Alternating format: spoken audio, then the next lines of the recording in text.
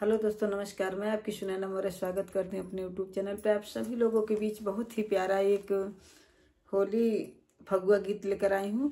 आप लोग फुल वॉच करके सुनिएगा। अगर ये फगुआ गीत अच्छा लगे तो आप लोग ढेर सारा प्यार दुलार दीजिएगा और ज़्यादा से ज़्यादा सपोर्ट करिएगा। चूड़िया शोभे लाल लाल, सीता जी के नरमी कलैया। चूड़िया शोभे लाल लाल, सीता जी के नरमी कलैया। नरमी कलैया हो नरमी कलैया। चूड़िया शोभे लाल लाल, सीता जी के नरमी कलैया। चूड़िया शोभे लाल लाल, सीता जी के नरमी कलैया।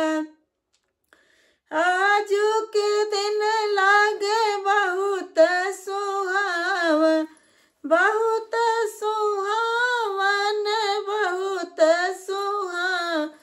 रंगवा गुलाल उड़े लागल मन भावन, लागे मन भावन, लागे मन भावन।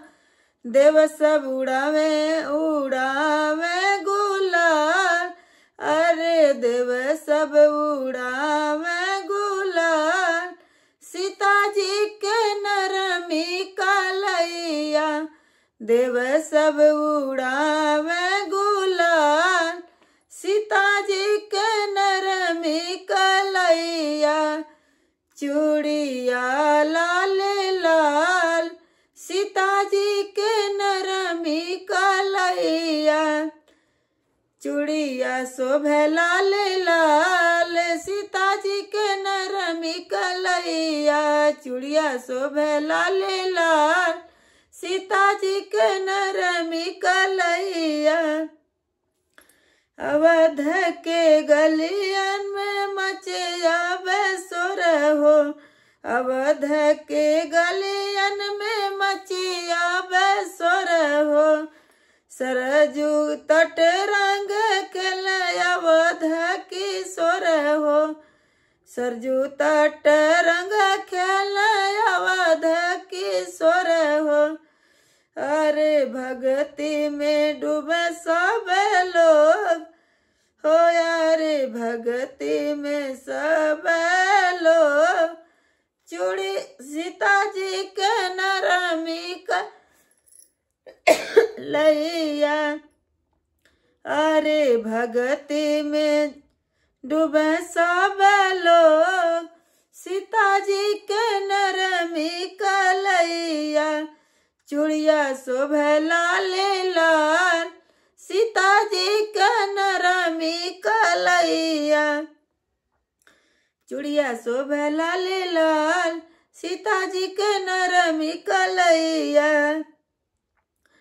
बिंदिया सीता जी के माथे पे बिंदिया जे शोभे, बिंदिया जे शोभे हो बिंदिया जे शोभे। बिंदिया जे शोभे हो बिंदिया जे शोभे। नथिया पे उड़ेला गुलाल हो, अब नथिया पे उड़ेला गुलाल। सीता जी के नरमी कलैया, नथिया पे उड़ेला गुलाल। सीता जी के नरमी कलैया।